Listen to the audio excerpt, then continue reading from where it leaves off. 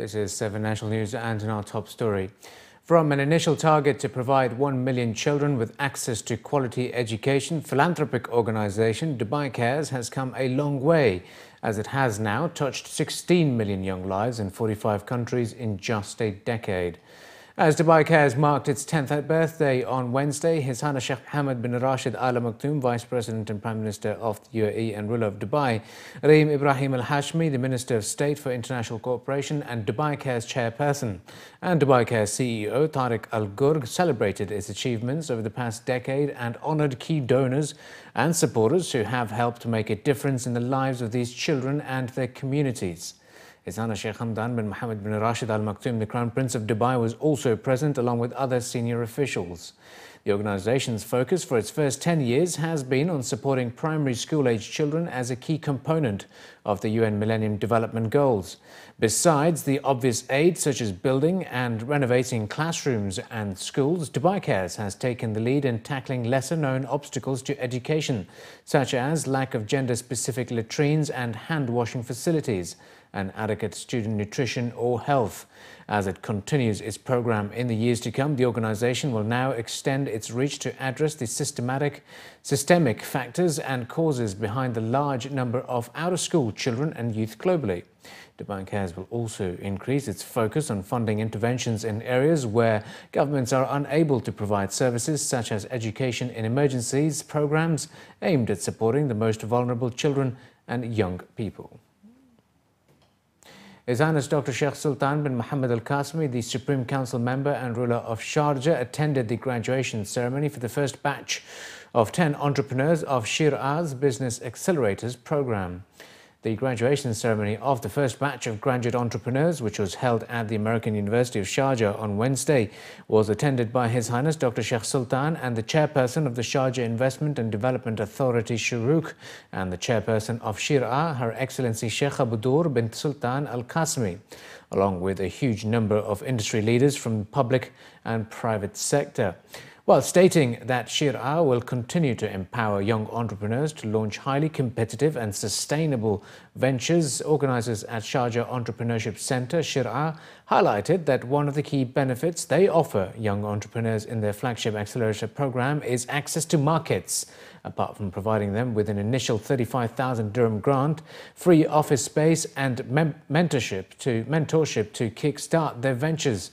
The inaugural showcase day of the top 10 teams graduating in the program included the Mawada project by the co-founder Noha Mahdi, which creates skill-building community engagement programs for children while also providing them with transformative experiences that shape them into young leaders of the future.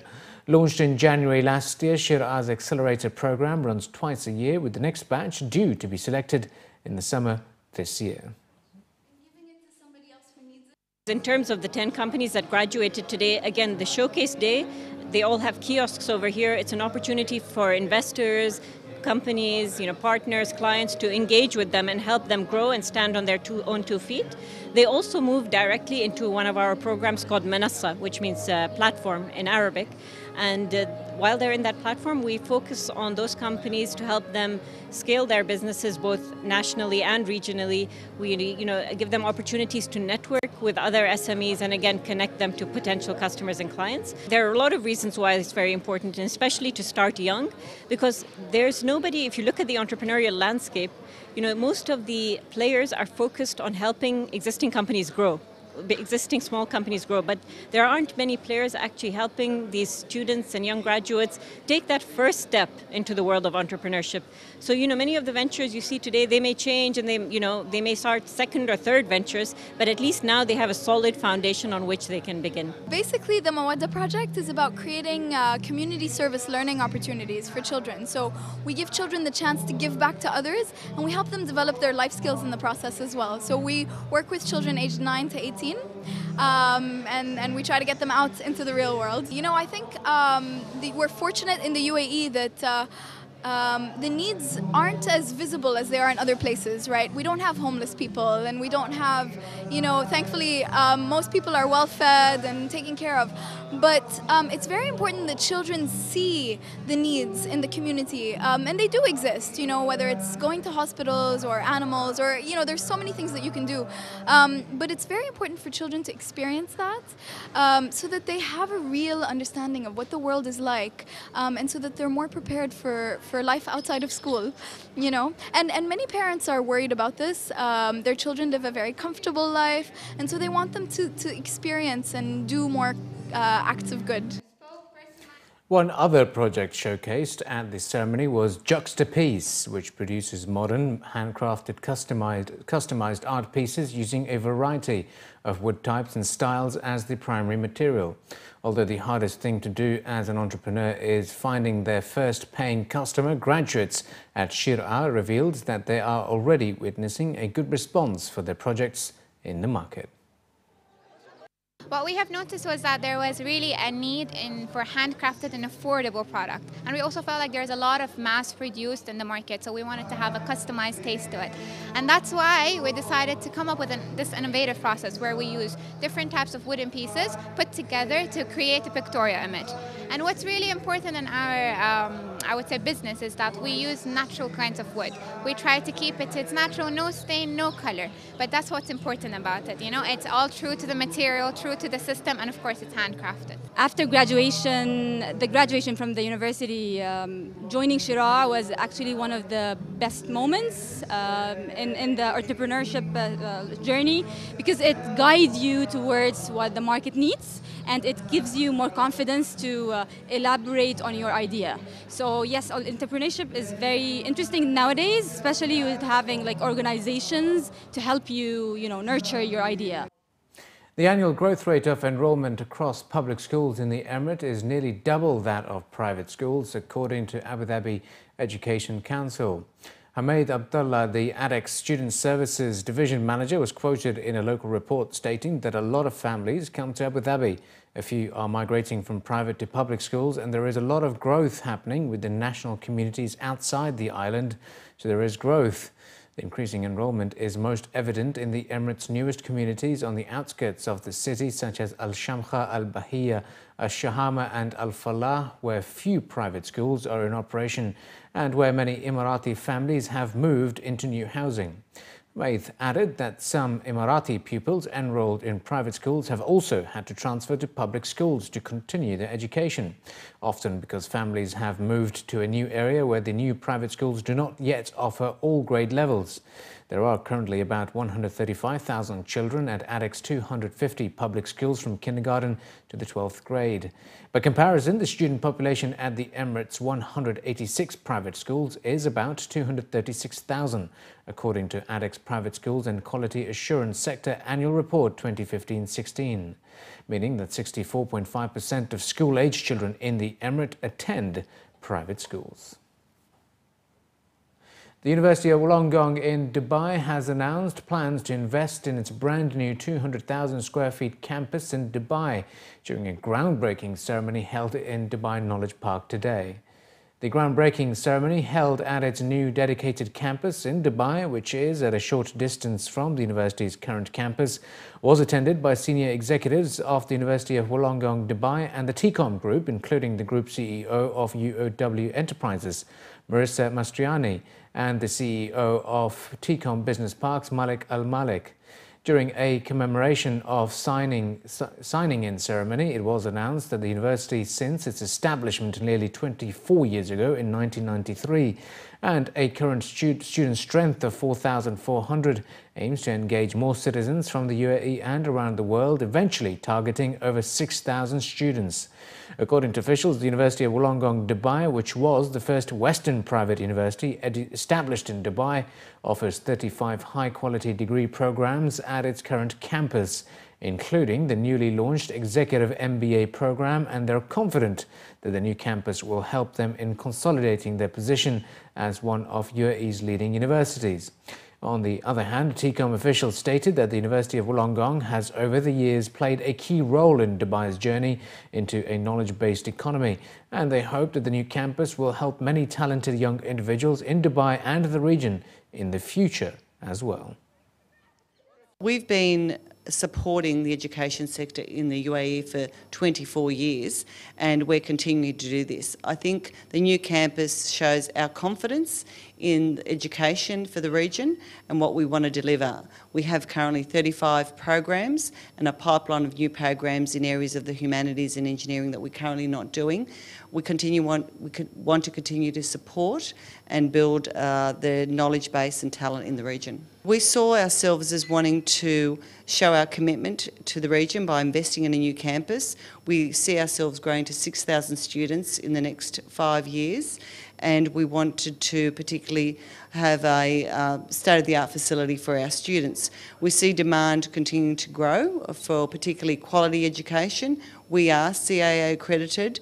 We're Australian accredited, so we give a mark of quality to students that's not really readily available in this region. If you look at a bit of the history of the university, we have now close to 9,500 alumni. Out of that, 1,500 are UAE national, but the remaining alumni comes from 106 nationalities. So that's UOWD is basically similar to what Dubai. We're growing like Dubai, and we represent basically what Dubai represents in terms of this diversity. And we've seen a great advantage in having that multicultural environment in class. It basically prepares global leaders. The main objective of establishing cities like Dubai Media City, Dubai Internet City, each in different sector, which is media and ICT, definitely related to that is to provide these industries with talents, either nurturing them with the young generation graduating as a workforce, or even in terms of human resources, development of talents that's happening in Knowledge Park and, as I said, in Dubai International Academic City. So that in all is a contributor, a main contributor to the knowledge-based economy that Dubai sort of established, and now it moved towards encouraging also innovation to enhance the outcome of these knowledge-based economy clusters. The Roads and Transport Authority in Dubai has submitted several proposals to the Ministry of Interior that could change the way training courses are carried out. In a statement, the RTA said it sent the proposals through the standardized training modules for learning driving in Dubai team comprising specialists from the RTA, Dubai Police and Dubai Traffic Prosecution. If the proposals are implemented, there will be 5 major changes, including for those seeking driver permits for motorcycles. There will be 8 uniform mandatory lectures for applicants instead of 2. There will be mandatory practical training on heavy vehicles fitted with a trailer before the license in order to comply with the applicable international standards. Real-life video clips recorded by surveillance cameras in various roads of the Emirate will be a key component of theoretical lectures for trainee drivers. Elderly drivers will be subjected to medical testing every 3 years when reaching 60 and every 2 years after reaching 70 and above. And for RTA-approved drivers, training manuals will be revised by adding a provision about how to deal with vehicle fires incidents and using smart apps for reporting traffic accidents. Private sector workers in the UAE should get 10 days official holidays a year. That's according to the UAE Ministry of Human Resources and Emiratization. Responding to a live question posted by the ministry's Facebook page about labour laws, Mohammed Mubarak, the Director of Labour Relations at the ministry in Dubai, said that labour relations law in the UAE states that every private sector worker is entitled to get 10 days paid holidays a year for those days listed in the UAE's official list. And finally, in the bulletin, the Dubai Aquarium and Underwater Zoo at Dubai Mall now has a new attraction, offering their visitors a chance to learn more about the endangered species at some of the world's most stunning locations. The new attraction, VR Zoo, was officially launched this morning at the Dubai Mall, which promises to be a fun and an educational virtual reality experience of conservation efforts across the world. The VR Zoo offers the adventurers a chance to explore the locations through live-action footage, while the other option offers a CGI virtual experience.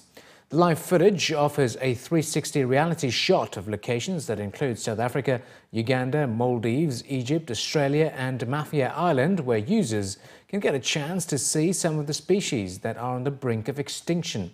Meanwhile, the CGI animation is a VR experience of the Blue Season 1, which was directed by Jake Rowell and has been customized for the VR Zoo to give the viewers a chance to explore the wonders of the ocean.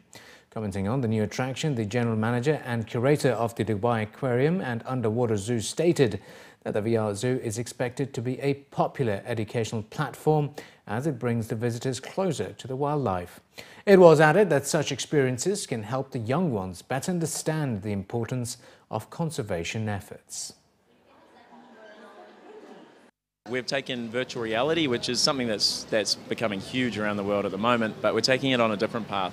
We're using virtual reality for conservation, education and awareness. VR Zoo essentially is a facility where people can come in and experience 360 video with the world's most endangered species. During this experience, they're going to learn about those species, what makes them so unique, and what it is that is pressuring them in the wild, and how your small behaviours may be able to help the species recover in the wild. We also have a product in there called Interactive, and in the CGI Interactive product, you will transport yourself from a shipwreck to a coral reef to a deep sea environment. And in this, you can actually interact with the creatures that you see. So you can touch the sea jellies and touch the sea anemones. You have hands that you can see and you can walk around in the content. So this is a very relevant case for us. We have similar partnerships around the world. VR Zoo being the first of an innovative of its own kind. The case itself is so relevant in the sense we're talking about conserving and awareness of endangered wildlife species. And what better way to see them in a mall, in Dubai Mall, and children can see them in an absolutely virtual environment. They're so lifelike that you feel you're amongst them.